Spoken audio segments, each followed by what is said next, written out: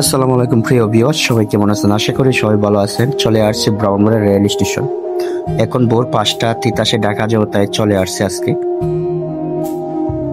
এসে দেখি তিতাসে আসার সময় হয়ে গেছে আর বাহিরে প্রচুর ঠান্ডা, আর আমি এমনিতে গেঞ্জি পরে চলে আসছি।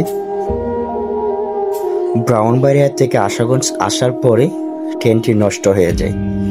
আমি এই জীবনের প্রথম ট্রেন নষ্ট হয়েছে দেখেছি।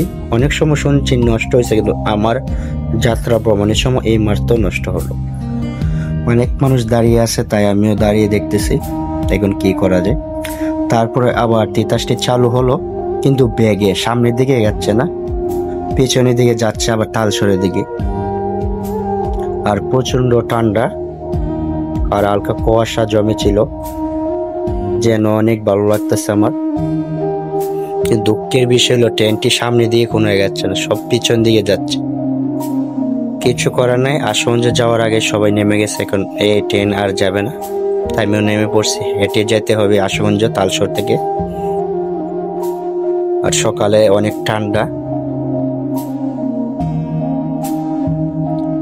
তাই সবাই মিলে সিদ্ধান্ত নিয়ে নিছে হেঁটে যাবো এখন আশুগঞ্জ। আশুগঞ্জ থেকে মোটরসাইকেল দিয়ে চলে যাব রেল স্টেশন ভৈরব, গিয়ে দেখবো কোনো ট্রেন কি পাওয়া যায়। আর ঢাকা যাওয়া খুব জরুরি আমাদের সকাল 10টার ভিতরে। কিছু করার নেই, আজকে ভাগ্যটা মনে হয় খারাপ, তাই ট্রেনটি নষ্ট হয়ে গেছে। সকালে হাঁটাহাঁটি করলে শরীরের জন্য ভালো, কিন্তু সকালে এত ঘুমতে উঠা যায় না, তা হাঁটবো কিভাবে?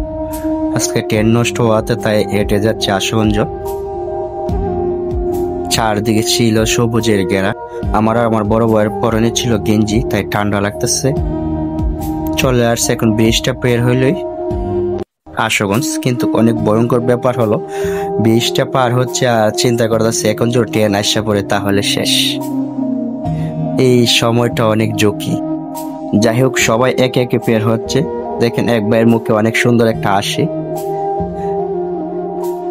যাক, আশুগঞ্জ চলে আসছি। আসার পরে তো দেখি আশুগঞ্জ কোনো ট্রেনই নেই, তাই এখানে বাইকে করে চলে যাবো ভৈরব। তিতাসের অপেক্ষা করলে আজকে আর কোনো কাজ হবে না।